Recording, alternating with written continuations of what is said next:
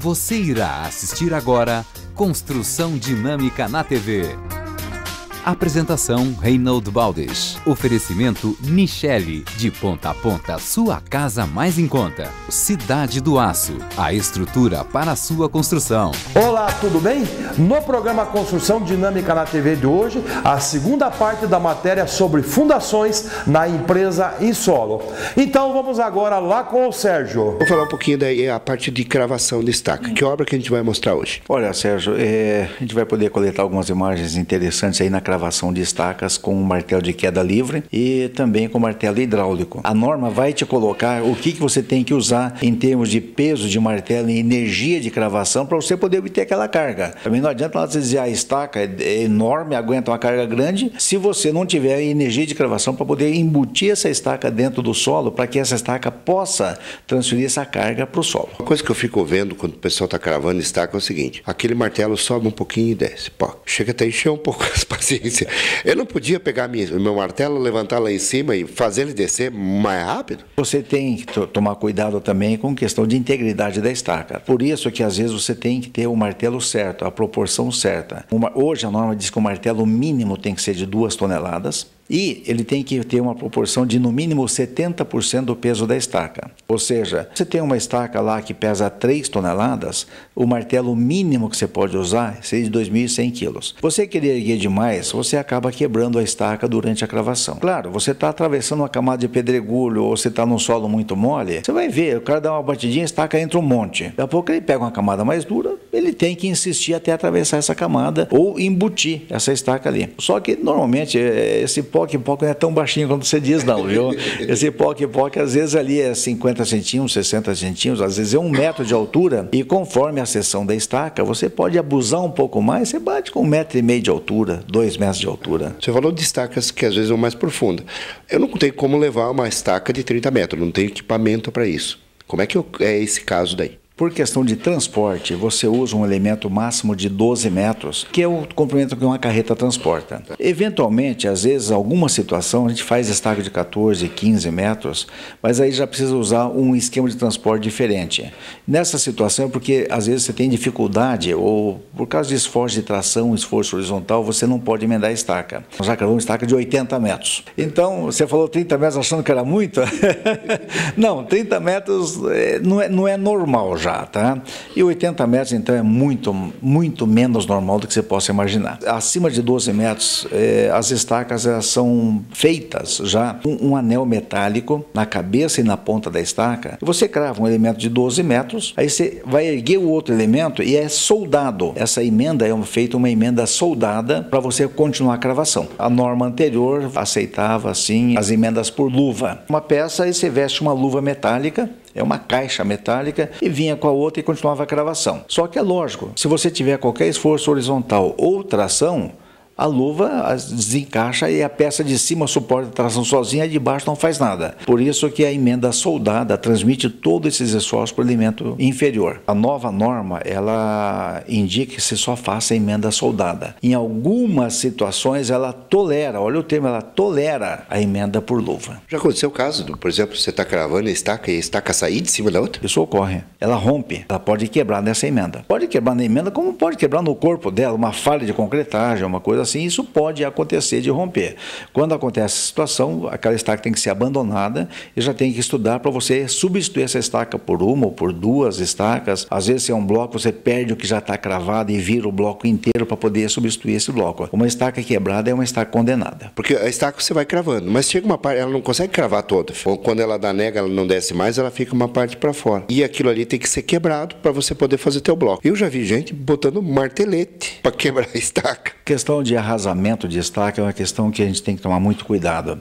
Você pode usar martelete, mas não é qualquer martelete. Aliás, a norma também te indica que martelete você pode usar. Isso está na norma. Por isso que eu falo, gente, a técnica existe. Só falta quem siga a perfeita técnica para executar. Então a norma diz que martelete você pode usar. E nunca você corta uma estaca de cima para baixo, que você pode transmitir essas fissuras, e pode danificar a parte inferior, que você precisa, não é a parte, danificar a parte que precisa ficar. Então, a norma mesmo diz que você tem que usar um martelete adequado, ele até fala em martelete, ou mesmo que seja um ponteiro, de baixo para cima, levemente inclinado, ou seja, você rompe e rompe de baixo para cima, você preserva a seção de baixo. Como a gente não faz um ponto a cada metro, para descobrir exatamente como é o solo, isso é por amostragem, às vezes a estaca vai descer mais, vai descer menos. Então, vamos explicar para o pessoal o que é a famosa nega, que a gente ouve falar muito. Bem que você falou, você vai fazer uma sondagem do terreno, você faz 2, 3 furos, tá? Se a área for muito grande, você vai fazer mais furos. Se você vai fazer uma residência, por exemplo, vai fazer 2 furos de sondagem. Nesses 2 furos de sondagem já aparece diferença. E entre os dois tem mais diferença ainda. Porque o solo, ele, por essência, é heterogêneo. Ele não é homogêneo. Por isso que às vezes você vê um estaqueamento, uma estaca subiu mais,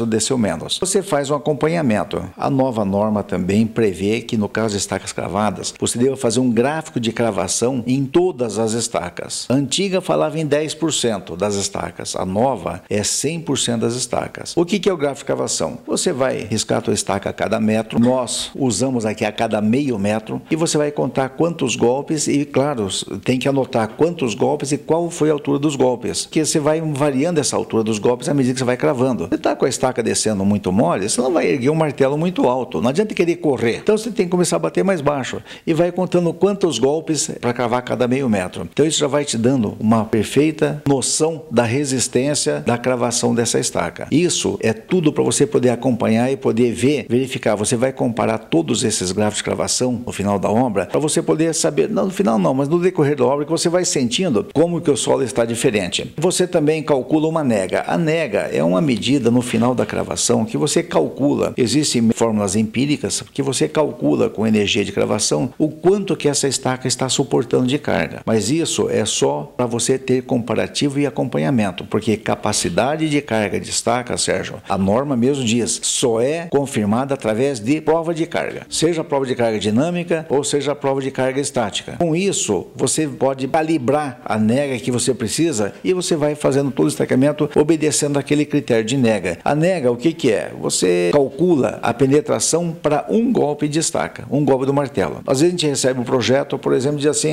o projetista nunca coloca, mas quando coloca, diz assim, eu quero nega de 2 milímetros. Isso não disse absolutamente nada, Sérgio. Por quê? A nega é 2 milímetros, mas qual que foi o peso do martelo que ele calculou essa nega, qual foi a altura de queda, qual o comprimento da estaca, e a nega varia inclusive pela seção da estaca, porque a nega ela é em função do peso do martelo, a altura de queda e do peso da estaca. Então você tem que ter o peso da estaca, a seção e comprimento. Então você tem que ter todos esses elementos. Então, você só dizer eu quero uma nega de 2 milímetros, e a nega o que é? Você vai dar um golpe do martelo e vai medir o quanto que essa estaca penetrou. Claro, como isso é um valor muito pequeno, a gente faz isso com 10 golpes, uma sequência de 10 golpes, e você vê o quanto que ela penetrou nesses 10 golpes. Tanto é que quando você fala em nega, na verdade a norma diz que a nega é medida para um golpe, mas todo mundo mede isso com nega de 10 golpes. Então você chega naquele valor de penetração, é aquela penetração ou menos. Isso você tem o padrão de qualidade, o padrão de homogeneidade do teu estaqueamento, inclusive em função da carga. Peso do martelo, altura de queda, peso da estaca e carga. Então você já viu, se você está num projeto, você tem uma estaca para 30 toneladas, uma estaca para 80 toneladas, as negas não são as mesmas. Por quê? A estaca de 30 toneladas tem menos seção, tem menos peso, em princípio está usando um martelo mais leve. A estaca de 80 toneladas, ela tem seção maior, um martelo maior e às vezes até a altura de queda durante a medida da nega é maior. Você tem que ter exatamente as negas para cada situação. Isso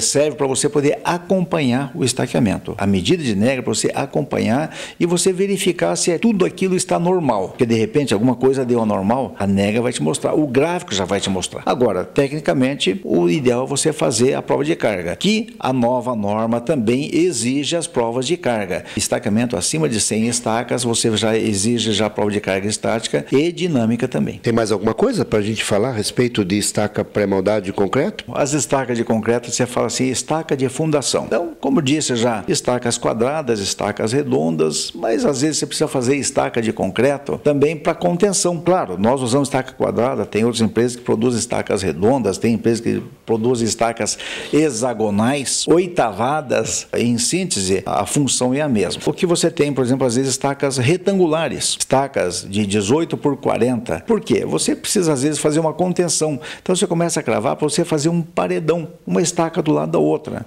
E situações que, dependendo do solo, que essas estacas, inclusive, têm encaixe de macho e fêmea. Nós estamos numa obra ali em Joinville que as estacas têm 25 por 50 e tem encaixe de macho e fêmea, como se fosse um assoalho. Você entendeu?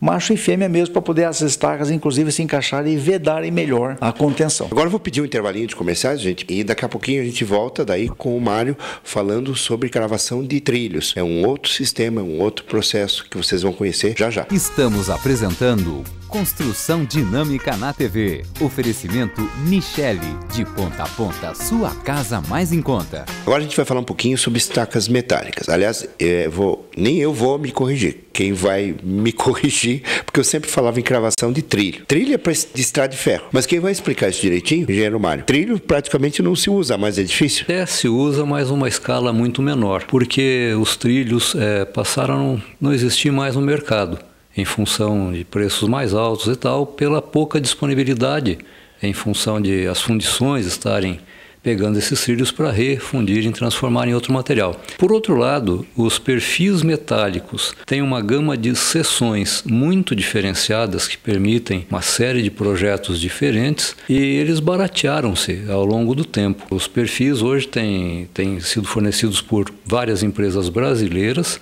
e também estrangeiras, né? E isso fez com que se use em uma escala muito maior, em fundações e principalmente em contenções, as estacas metálicas. Elas se prestam a muitos esforços de flexão, por exemplo. Elas se prestam também a uso em solos com muita diferenciação em termos de comportamento. Então, as estacas pré-moldadas poderiam ter um número de perdas maiores e tal. E também as estacas metálicas se prestam a cargas mais elevadas ainda do que nas estacas pré-moldadas, até pelas seções disponíveis e pela composição de seções para dar peças ainda maiores. E elas podem ser cravadas com martelos proporcionalmente mais leves do que nas pré-moldadas, porque elas são peças mais leves pela capacidade de carga que admitem. Perfis são vigas I ou H, formando um T ou um H, uma coisa assim. Pela secção, eles são usados em contenções. Por exemplo, você crava isso lateralmente no terreno e depois vai ser feita uma escavação, colocados tirantes e alguns outros artifícios, escoramentos e tal. E as vigas metálicas se prestam a têm mais capacidade de flexão do que com estacas pré-moldadas. Então, em certas situações, com 3, 4 subsolos, que é muito comum hoje em dia, até na região de Curitiba, os subsolos, vale a pena um parênteses nisso, nós vamos talvez futuramente falar mais sobre isso. Mas a própria prefeitura incentiva, de certa forma, o uso de subsolos por serem áreas não computáveis no cálculo do volume de áreas construídas naquele naquele tamanho de terreno. Então os subsolos podem ser utilizados, porque o próprio construtor vende as garagens junto com as unidades que estão sendo vendidas a preços semelhantes. Então não deixa de ser um bom negócio também, né? Isso é interessante, até você pode usar isso é lei dentro da Prefeitura de Curitiba. A tua área vai constar do nível da rua para cima. Certo. Você tem recuos obrigatórios, dependendo do zoneamento da cidade, e você pode ter uma altura. Você não pode fazer um prédio de 40 andares em qualquer lugar. É proporcional à área porque ele tem os recuos e tal. Mas ele precisa de um número de garagens obrigatoriamente pela legislação, até pelo volume de carros que está sempre aumentando, né?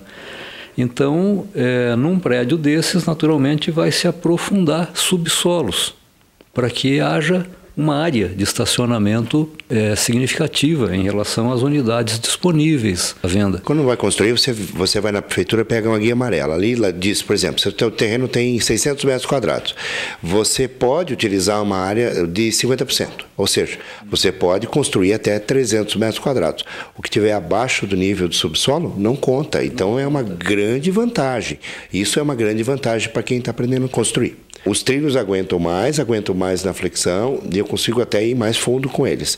Basicamente é isso. As estacas metálicas, elas têm usos mais específicos. Não é uma obra do dia a dia, vamos dizer assim, não é? Quando se pode usar outros tipos de fundação que os solos permitem, não vai se partir diretamente para uma estaca metálica. Ela, apesar dos preços dos perfis terem melhorado ao longo dos anos, ainda se torna uma fundação mais cara do que uma fundação em estaca escavada ou estaca pré-moldada, por exemplo, né? Agora, você tem situações, principalmente de contenções, em que você precisa da flexão da estaca.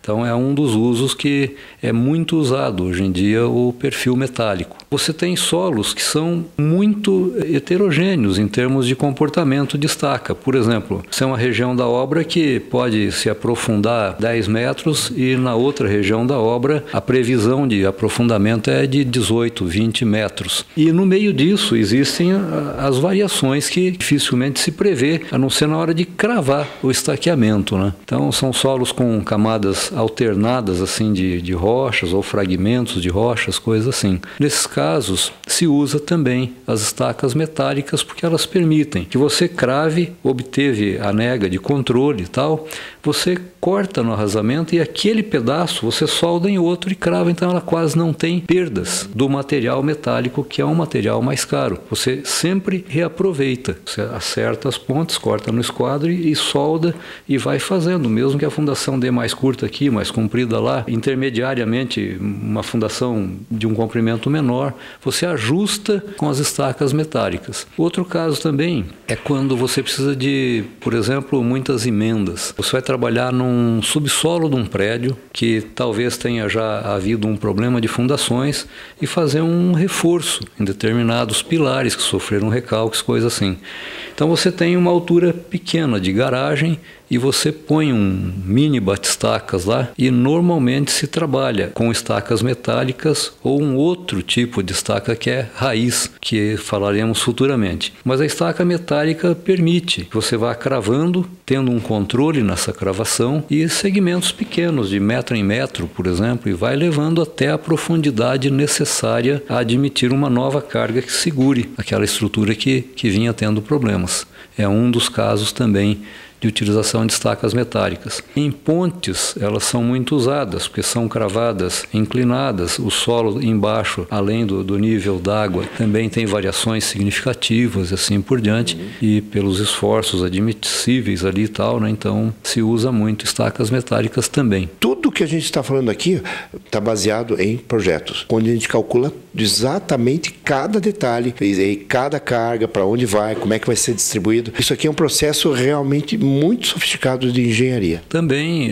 hoje em dia, com todas as normas que estão em vigor, as coisas tendem a ter mais controle. A norma, por exemplo, a norma de fundações que entrou em vigor em 2010, ela deve ser respeitada porque se você tiver um controle maior da tua fundação, você consegue economia nisso. Isso é interessante para todos. Então, o que a norma diz em qualquer tipo de estaca, por exemplo, você pode pôr carga que você quiser, não precisa se limitar àquilo que vinha sendo feito antigamente. É lógico que não pode haver abusos, mas você tem que provar que essa carga é admissível por aquela estaca. Então você tem uma determinada seção, que antigamente se colocava uma determinada carga, você pode trabalhar com o dobro disso se quiser. Você tem que ir lá e fazer ensaios, provas de carga, que mostre que ela admite essa carga sem recalcar, sem romper, sem trazer problemas para a estrutura. Então a norma ela vem colaborar com todo o cálculo que é feito, com toda a engenharia moderna. Ela te permite